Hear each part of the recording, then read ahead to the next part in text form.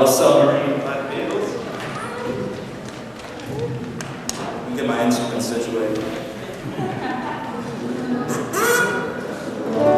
Alright. Stand if you'd like to. 1, 2, 3. In the town where I was born, lived a man who sailed the sea, and he told us of his life in the land of submarines.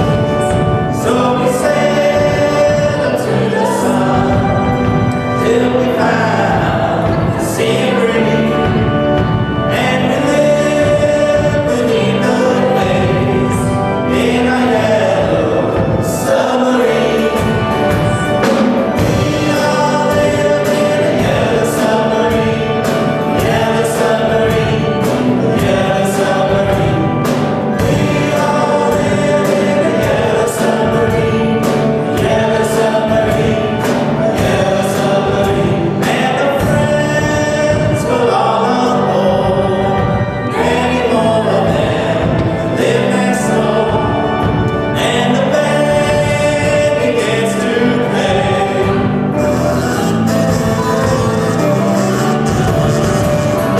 We all live in a yellow submarine, yellow submarine, yellow submarine. Let's hear it. We all live in a yellow submarine, yellow submarine, yellow submarine.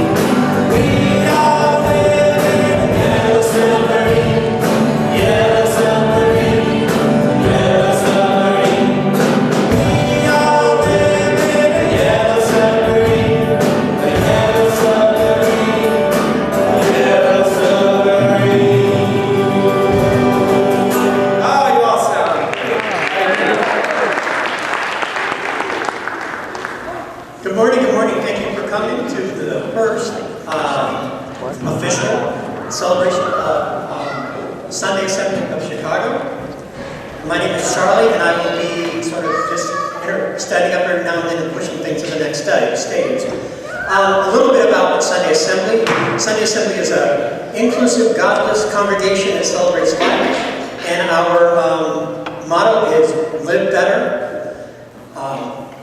help others, and I'm losing it. Wonder more. Wonder more, wonder more. That's the best one. The submarine, yellow submarine. Wonder more.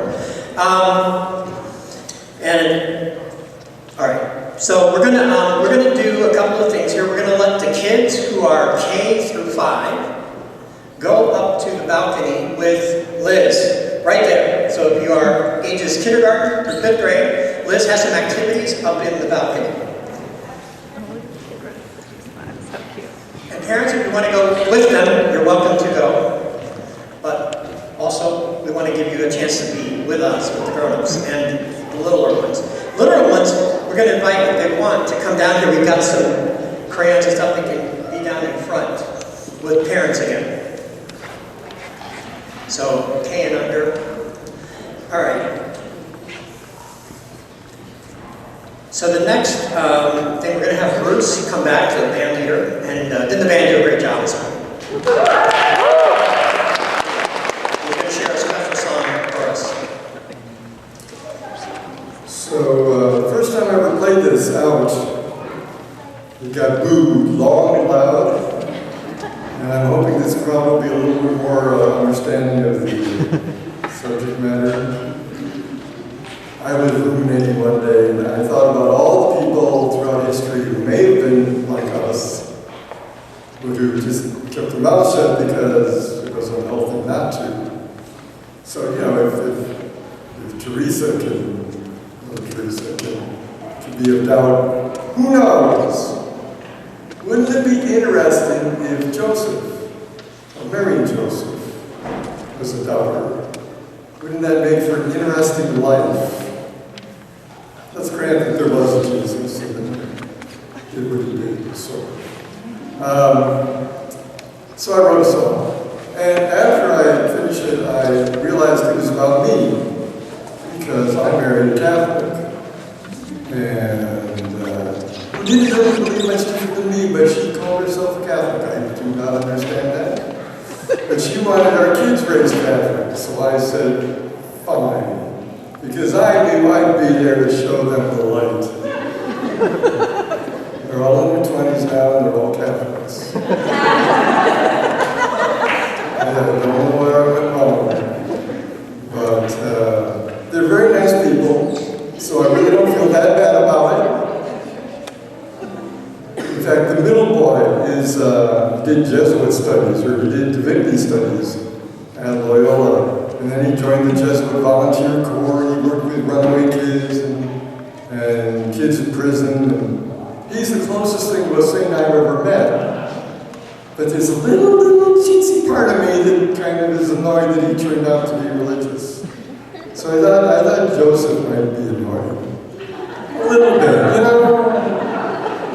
I mean, the whole premise is crazy. I made the whole up, but that's...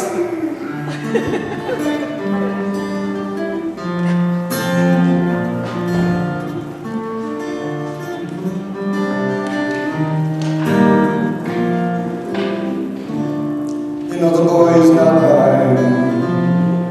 Mary came to me. I just swallowed hard. Said what's done is done. Claimed an angel lay with her. Dumbest thing I've ever heard. She's seen angels everywhere. I ain't seen one. Told her best just let it be. I'd love her if she'd love me. Talk of angels felt insane. Made me want to run. Man, I worry about my son. He's got enemies begun. I've got work that he could do, and Mary'd be home too. Mary's done run off again, like some anxious mother hen. Gets so I just feel I've lost her love. So I see her less and less. Seems to think he's somehow blessed. I guess that's just some crazy thing that every mother does. And I worry about my son.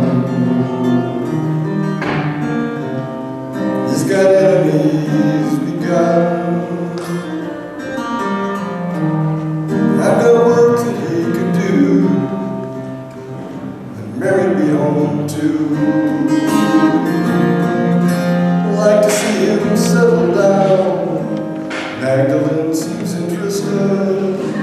Maybe grandkids running around with Mary singing softly, baking bread.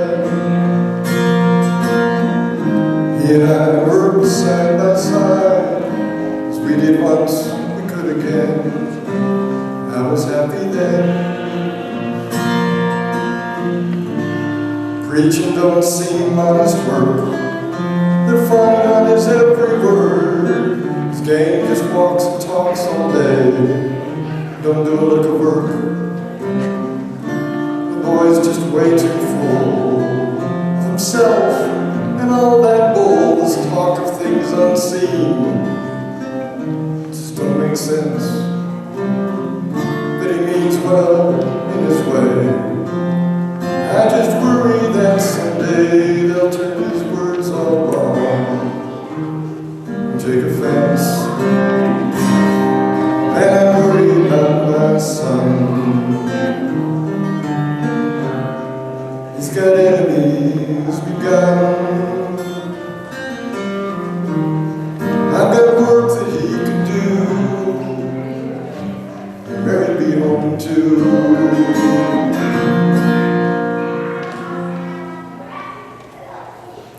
Thanks for listening.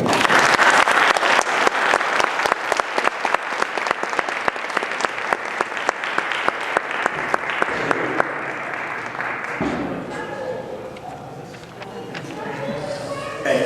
Oh, there it goes.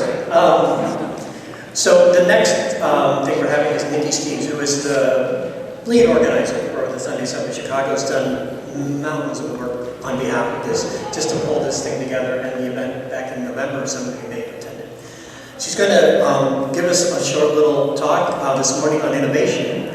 And do you need any setup things, or are you just ready to take off? All right, friends. So let's welcome Nikki to the stage.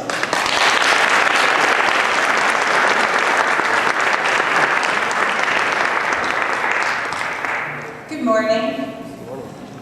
Thank you. Hi, Kenny. Thank you all for coming. Was anybody at November's event as well? Yeah? Hi. So I am speaking today ostensibly on the theme of innovation.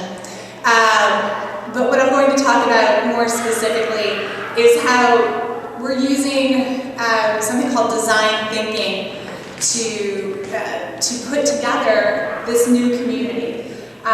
So let me start by telling you a little bit about me. Have you all received 100 emails from me? Probably? Yes. Facebook notices and tweets. So thank you for that. They're not going to stop. Well, you have to know what's going on. But I figured you might want to know a little bit about this person who is constantly poking you on the shoulder and reminding you about Sunday Assembly. So I'm Nikki Steves, and I've been married for almost 10 years, and I live right here in this neighborhood. I have 2 children, one of whom is up there, I think, being innovative, rescuing a dog from a poster board tube. And my son, down here, is 3. And a lot of what drew me to Sunday Assembly, it has to do with my kids. Did anybody see the article in the Chicago Tribune this past fall? In it, I talked about worrying that my daughter would feel like she was alone because her lovely, wonderful friends at school, in all of their second-grade innocence, would talk about Jesus and why they love Jesus and isn't Jesus the best. And she was like, I don't know. And we don't know from Jesus. And she felt a little bit alone. And right when she came home and talked to me about that, I started hearing about Sunday Assembly getting started in London. And so that was where the connection came in. And it's really exciting to me to be here at her school. This is where my daughter goes to school. To see that she's not alone. Do you see, honey? Rescue the dog, okay? So that's why I'm here, and that's who I am, and what has drawn me to Sunday Assembly.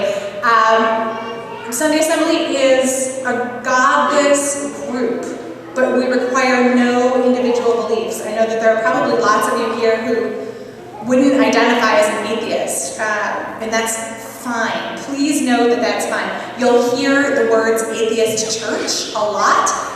They're just it's just a lightning rod. It's easy to get someone's attention when you say atheist church, and we're moving away from that not because there's anything wrong with being an atheist. I can promise you I'm a super hardcore atheist, but you do not have to be a super hardcore atheist to be here. So you'll hear us say godless assembly much more often. I'm also a librarian, and that has been it's been surprisingly useful to be a librarian and to help put together Sunday Assembly, because librarians for a long time would create these wonderful services that no one would come to. If anyone showed up at a program, it was a win, even if it was just the guy that was already at the table sleeping. And so you could count him on your attendance record. And so librarians right now are in the throes of learning how to create services, not the service first, but the person first. Who comes to the library? Who might come to the library? Who isn't coming to the library, and why aren't they? So we're spending a lot of time answering those questions, and they are remarkably useful and transferable to what we're doing here at Sunday Assembly. And I know I said the theme was innovation, so how is this innovative, and what does being a librarian have to do with it? Well, at the library, we're using innovation and design thinking to create these better services based on the people that we think would enjoy the library and should come to the library. And the innovation doesn't have to be new and shiny.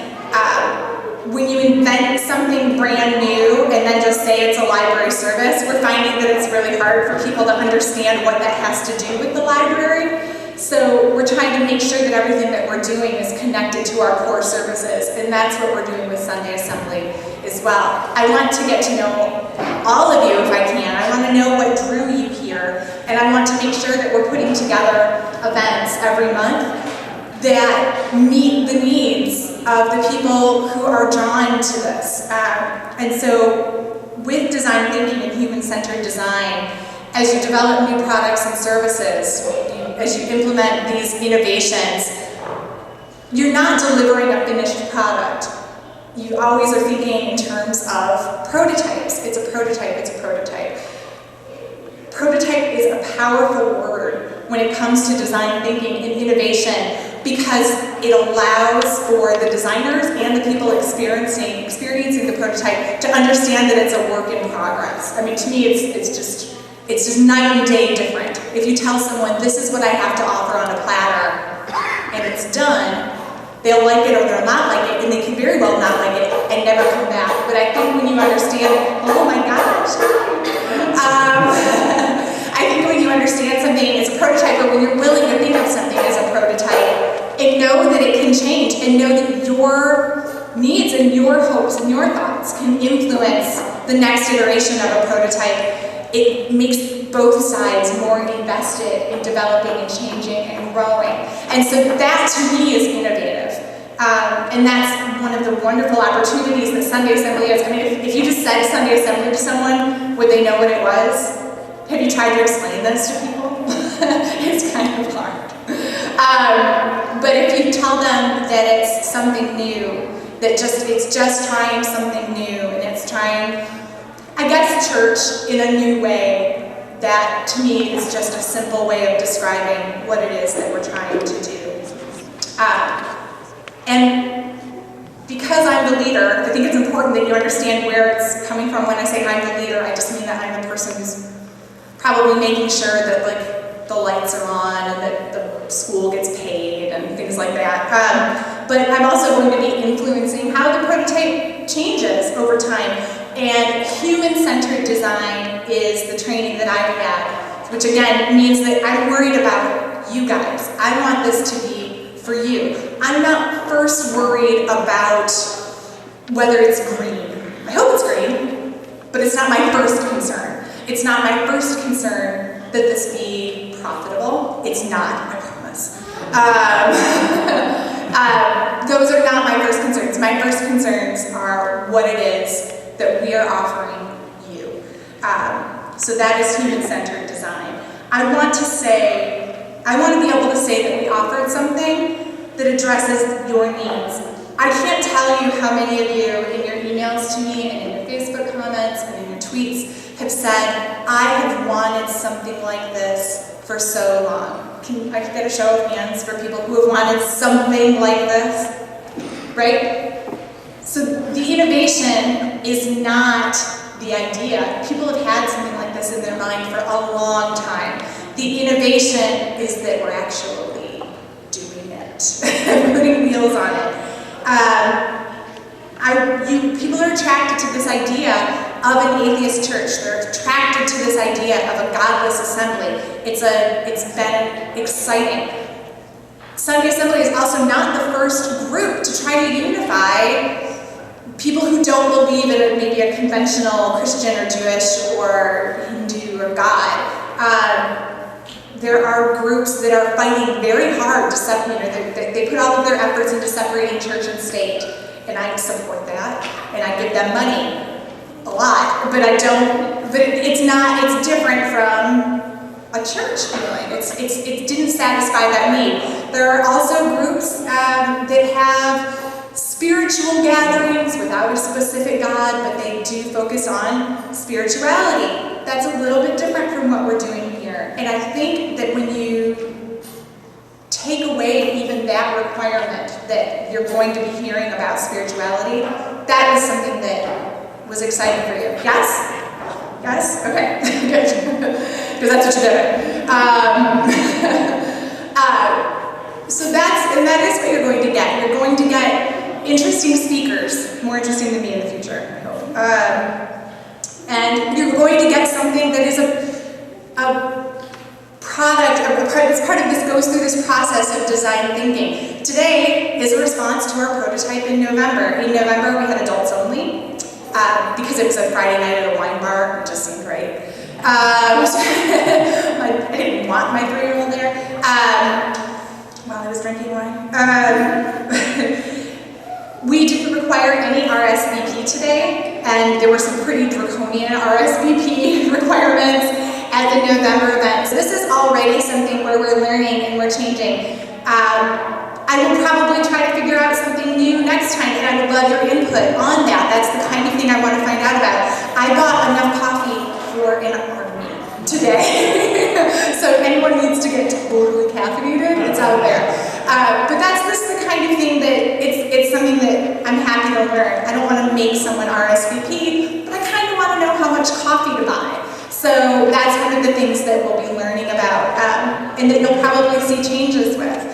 I hope that the kids' services that we're offering today are at least useful to you, and please tell us what you're thinking, because the design thinking means that we're going to next time improve based on your experience today. So that's what you can expect. And for how am I doing on time?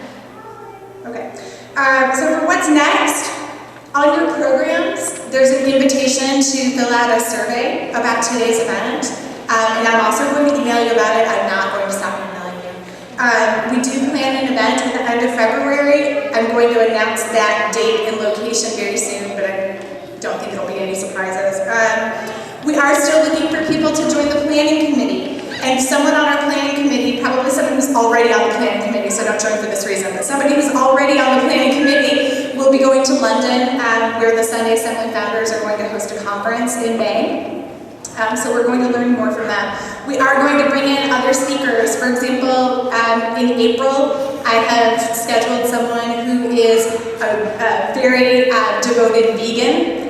I'm not a vegan, but I wonder why it is that's so important to her. And when I hear people say things like global warming's problems could be solved by all of us going vegan, I'm curious about that. I just want to know why, I want to know how, what could make me want to be a vegan. And so we're going to hear someone talk about that. And we're going to talk to you about your experience, and if I have time. Does anybody have any questions for me? No one just wants to just stand up in the crowd? Yes. Although you got the name Sunday Assembly, how much autonomy do you have to run this? I mean, if you want to call it godless, how about godless congregation or autonomy?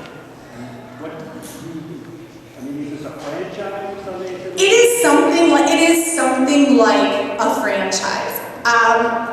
So Sunday Assembly started in London about a year ago, just over a year ago now. And when Sanderson Jones and Pippa Evans started to get this incredibly passionate response from people all over the world, they had to figure out how it was that they could bring Sunday Assembly to other places. And they had worked out what is kind of like a franchise. It's not a McDonald's franchise, I don't pay them anything. We just agree to follow, in general, the principles that they set forth. So this idea of Sunday Assembly being a godless congregation that requires no individual belief very much comes from them. And I hope, one of the things that they talk about is radical inclusion. And so that's a cue that we take from them. So kind of the ethos of being a godless congregation comes from them, and we do follow their lead on that. Now, do they direct exactly what songs we do and who speaks? And no, they give us a format to work with, and then we fill it in. Does that answer your question? Yeah, so the atheist congregationalist, you might say. You might say that, but some people will chafe at atheists. And so, yeah. Anybody else? You're welcome to.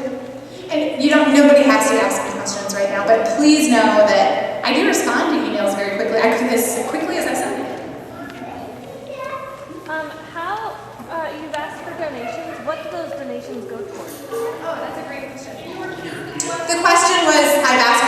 we've asked for donations, and what do the donations go for? I paid $60 for insurance to the Chicago Public Schools. I paid $100 for the right to be here today. We paid $150 for coffee and donuts this morning. That was just what I did.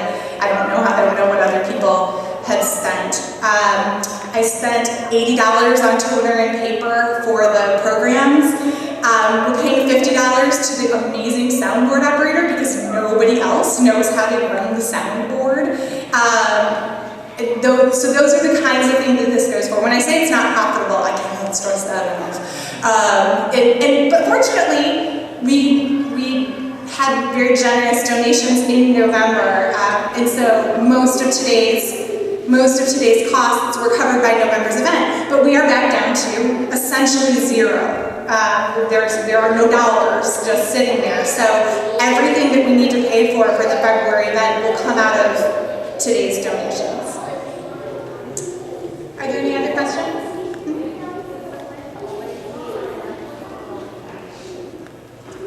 So the question was, is the plan always to be monthly?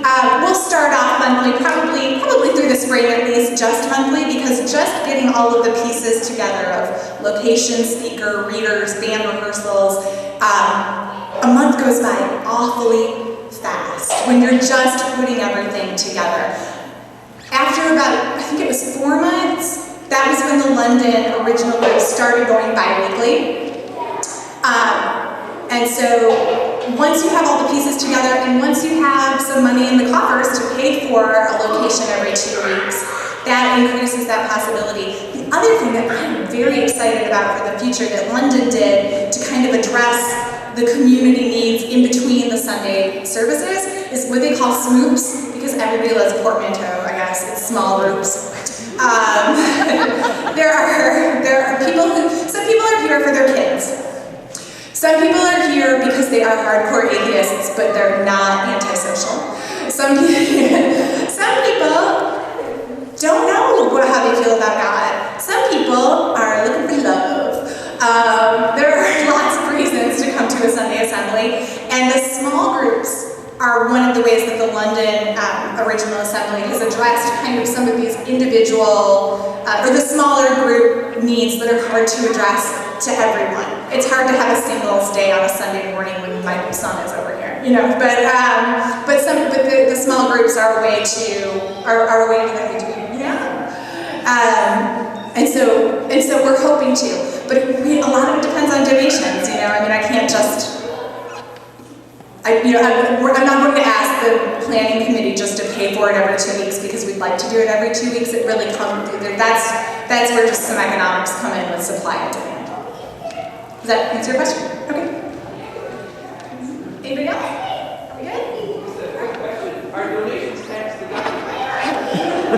We are hoping to register as a 501c3. It's in the works, but we aren't registered as a 501c3 yet. So right now, no. I hope so someday soon. Did you register as a nonprofit? That's one of the things that Sunday Assembly Everywhere is working on. Someone from one of the New Jersey groups, has filed the paperwork to be a 501c3 nonprofit org. I'm sorry, that's what a 501c3 is a nonprofit organization. And so the paperwork exists, and we're going to be parts of that. You can be a nonprofit with the Illinois Secretary of State, not be 501c3. It costs about $900 to do all of the work for that.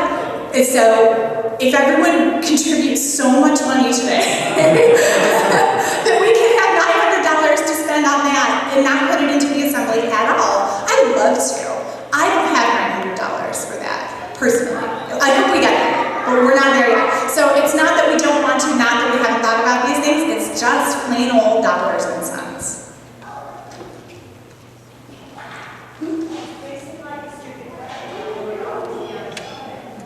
It will probably, these events like this will probably always be on Sundays. Small groups, the smoops, they will, that's probably going to be up to the discretion of the smoop. But otherwise, this kind of event, Sunday it's It's just frankly convenient. so probably yes. Okay, so I think I've used up my time and changed. Thank you for listening. I hope that's useful. And let's move on.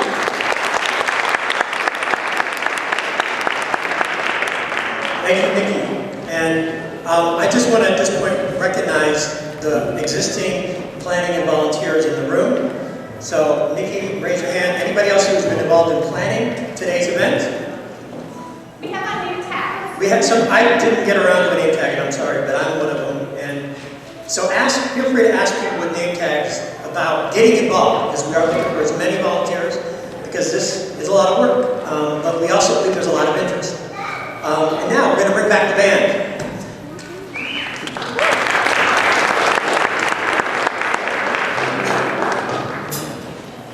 I want you to think of the band as a prototype.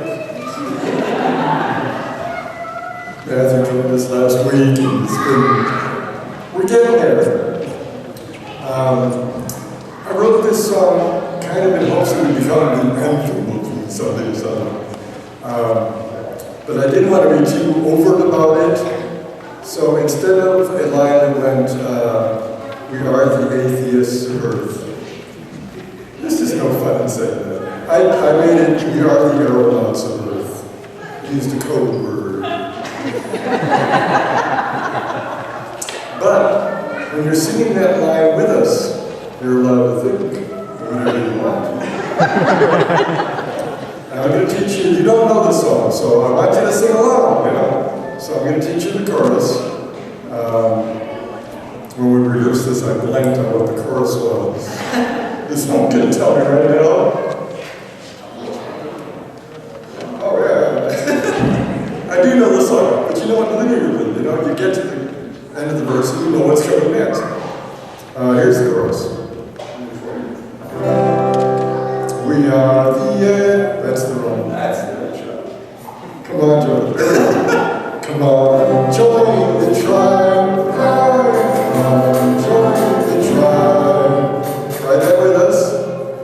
Come on, join the tribe. Come on, join the tribe. There's not a huge number of you. Everyone has to sing loud. More than. Come on, join the tribe. Come on, join the tribe. Millionaires unite, right? Come on, join the tribe. Ballionaires is not a real word I made up, but who cares? Try it with me. Ballionaires unite, right? Come on, join the tribe. That's it. Good luck. Don't let us down.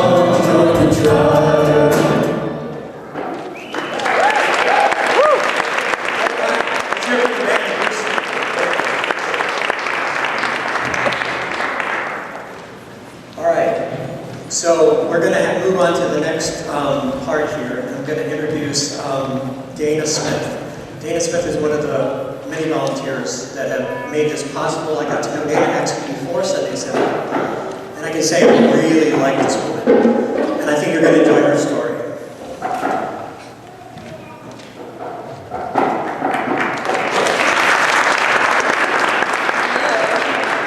Thank you. It's so cool to see all of you here, and that the weather didn't deter you, because it was nasty this morning. I really just want to thank whoever brought the donuts and the cookies. That's actually why I'm here. And, I was going to try to sneak some up, but I failed to do that. So, I'm Dana. I grew up in California, specifically in church. My family did not do the Christmas, Easter, biannual cameo thing. We were hardcore evangelicals. So most of my childhood memories take place in a sanctuary, which is kind of like this room with a stage, but ours had mauve carpet everywhere. I don't know if you know what mauve is. It's like the most hideous colors, like gray, lavender, dirty pink, like what it looks like when you have the stomach flu. Pretty much the best way to describe it. So this is a much more beautiful building. I'm glad to be here.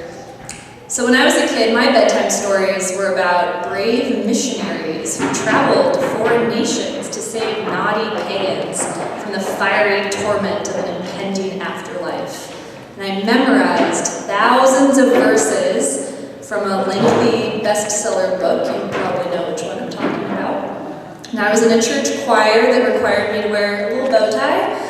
And I was homeschooled for many years, and I was forced to write a fan letter to President George H.W. Bush. You can probably see where this is going. So I was taught that people who did not share my faith were bad and to be pitied.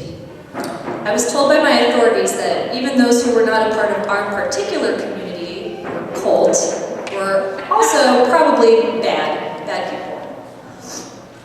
I was instructed to believe that our special book of rules and history and myth dictated that any person who did not align themselves with our beliefs was incapable of doing good things on earth. It was a really bleak outlook on humanity. But fundamentalism has so many benefits outside of psychological damage. So church was my social scene. It was where I could catch up with my friends I hadn't seen in a while. It was a place where I could feel the warmth of camaraderie. It was a place where I could eat free donuts, which is great, and could sing uplifting tunes like we've been doing here today. It was a place where I could go if I had nowhere else to go. It was a place filled with people who cared about me and would help me if I was in need. It was like a safety net beneath the hazardous trapeze walk of my life. I worked really diligently to please whoever was in charge, and at the same time I've always possessed like a really deep sense of compassion for anyone who's marginalized or excluded. I took my faith very seriously, and the prospect that millions of unaware people were destined to further doom after they died, I took that the most seriously. So after high school, and after putting in countless hours of service to my church, which included, but was not limited to, confrontational preaching on the street, malls, and parking lots, just so embarrassing, I eventually headed east to enroll at the Moody Bible Institute. I was so excited to finally be in the city. I often tell people I became infatuated with Chicago after watching the classic film Ferris Bueller's Day Off about 10,000 times as a teenager. I can quote it later for you if you want me to. As I settled in to finish my bachelor's degree, I grew increasingly uncomfortable with the rigid rules and the dogmas and the politics and the phobias and the loathing toward things we did not understand. Unsatisfying answers to life's biggest questions. My skepticism was building, but I had a career ahead of me. I wanted to be a heroine. I wanted to save lives, physically with humanitarian efforts, but also spiritually. I was going to translate the Bible, give people a really important message to help them out of this problem of hell. I had a massive savior complex, which I now can see was quite racist and narcissistic.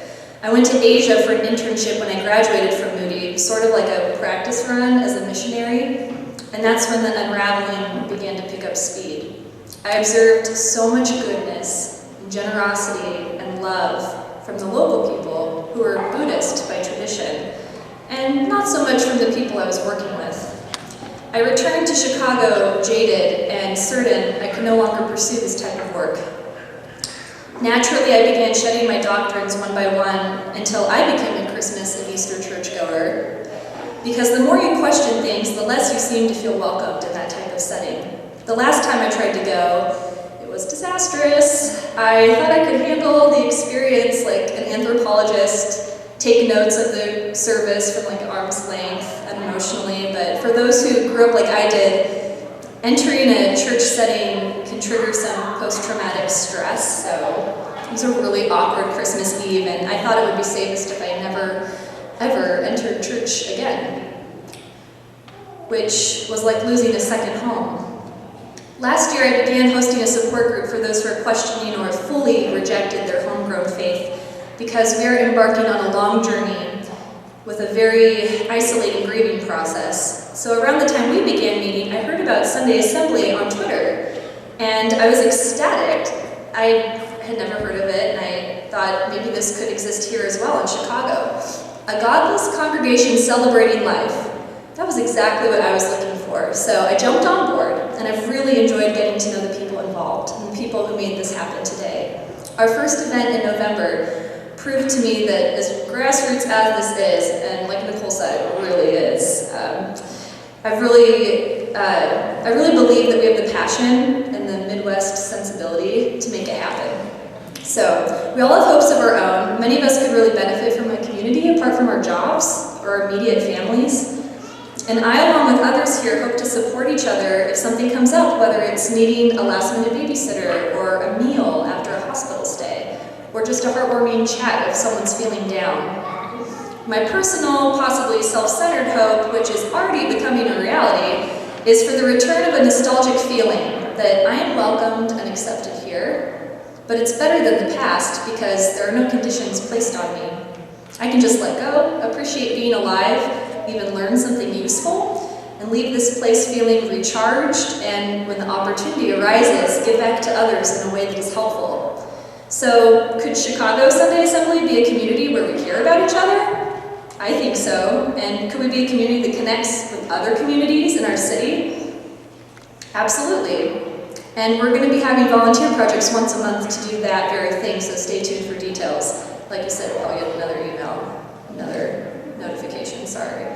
I was so relieved that what I was taught as a child was wrong. People are good, and they're capable of good, apart from a religion and apart from a label. People do good things because it's rewarding, and you feel kind of fuzzy inside. As the late, great Carl Sagan said, the assumption that people need a threat to a punishment to behave or do good really sells human beings short. And that's why I'm so compelled to Sunday Assembly. I look out here, and I see a bunch of good people, I dare say, a bunch of fantastic people. I could be wrong, there might be exceptions, but I'm not here to judge you guys, so. I really think we don't need to have anything in common except for the fact that we're human and we instinctively care about each other. We want to laugh and have fun, we want to learn and grow and introspect and live better, help often, wonder more. Such a fitting motto for good people. I'm so happy to be here and to do these things with you guys together, and I hope to keep seeing you around. Thanks for listening.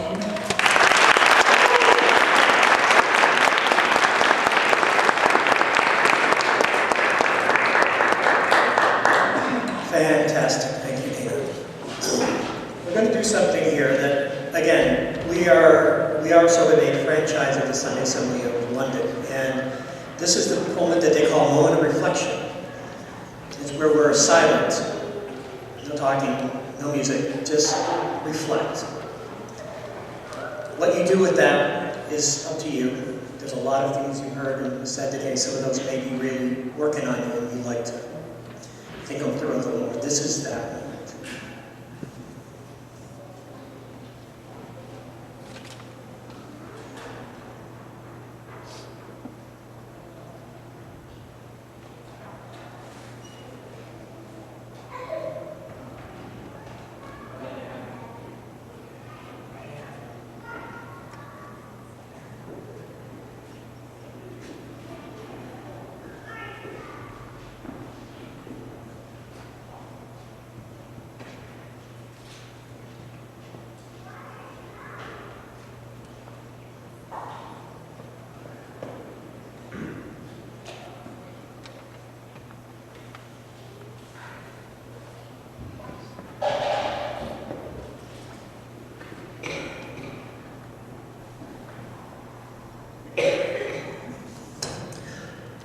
Again, I want to thank everybody for showing up today. We're sort of into the wind-up of this morning.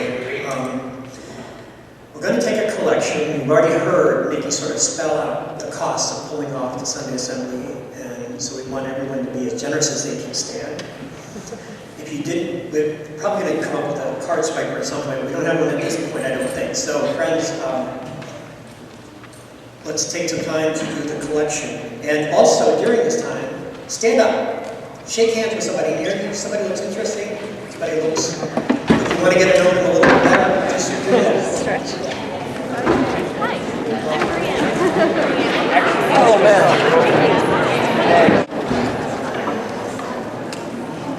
I'm going to start with some notices. And I apologize if I collect announcements from people, but I'm going to mention if you have a Twitter feed, SA in Chicago, it's on the back of your program. We have a Facebook group. We actually have a Facebook group and a Facebook page. The group is really kind of for volunteers. We want to get really involved, and the page is more for announcing what's happening with the assembly. We also have a Tumblr page honoring it. And we try to put little articles that pop up on the internet. You probably read it or heard the NPR piece or something. So try to draw attention to those things as they happen. I'm going to ask any of the planning committee volunteers, are there announcements that we need to make? I know that we want more volunteers, so if you do talk to somebody here about getting involved, are there any announcements that need to happen at this step? Planning committee, band, and the child, Liz, you know, you did okay with the kids, all right? But, you know, maybe she needs a break once in a while, but they also like to work with the kids. So, other pieces that should be mentioned here at this step. All right, so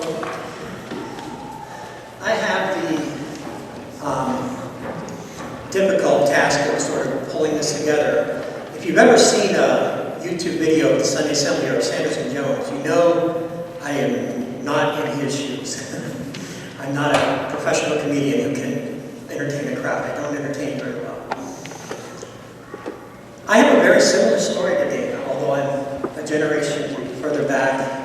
And I did go to Bible school, but only one semester, and that was all I could take. But I stayed a Christian a little bit longer after that. And it's interesting that we're talking about innovation, because what sort of drew me away wasn't necessarily one big revelation, but sort of changing a few ideas here and there that eventually created a clash. Like, I can't keep going this direction, I need to go a different direction. And I think in this society, to not be religious. Now, Chicago is a more secular city than where I grew up. My family is Texas. Buckle of the Bible. At least one of the many buckles of the Bible.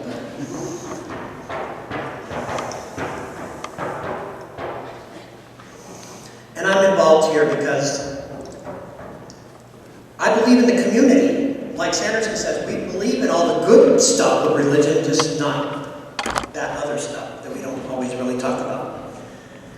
And yesterday I was at a funeral. This was at a church that I'd been involved with during my last officially Christian church that I've been involved with, and I've been involved with them for over 9 years. And it was actually a very intense, loving group of people, and still some of my best friends are those people, even though I can't say the affirmations of doctrine that they do.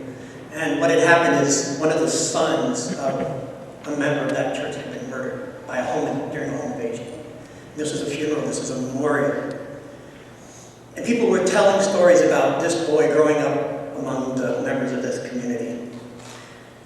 And I had one of those religious experience feelings that come over you in a setting like that. Now, the mental part of my mind said, well, this is not God in heaven showering down on me. But there is something powerful in community. There is something powerful in having stories and sharing stories and saying, my story connects to your story. We connect to one another. We're going to help each other get through this life. The credo, if you will, of Sunday Assembly, live better, help up, and wonder more, is a wonderful, simple way of saying what I think human beings are here to do. Just live better, help often, and wonder more.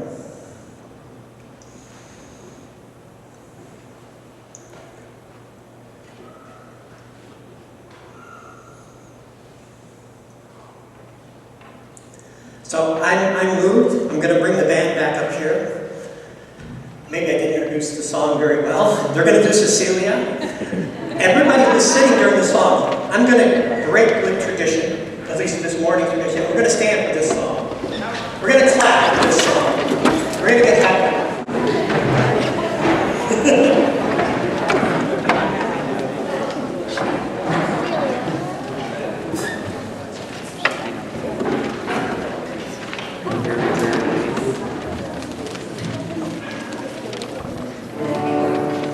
It's not rare that I find Simon and Garfield.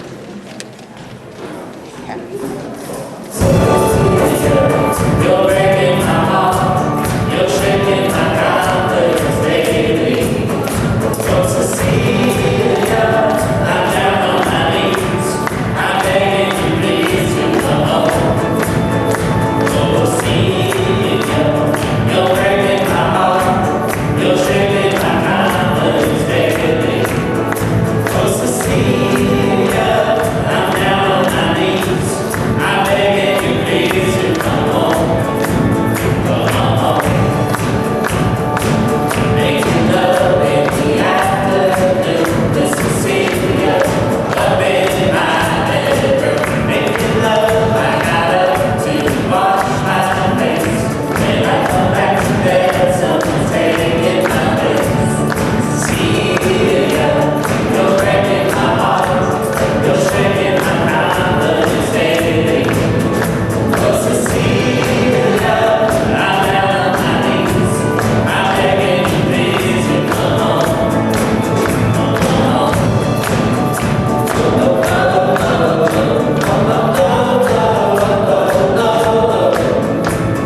Jubilation, she loves me again.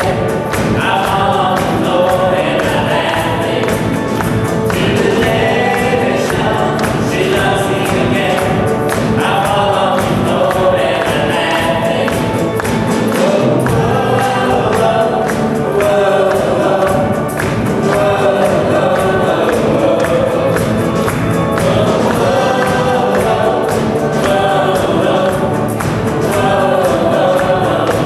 Let's hear it now.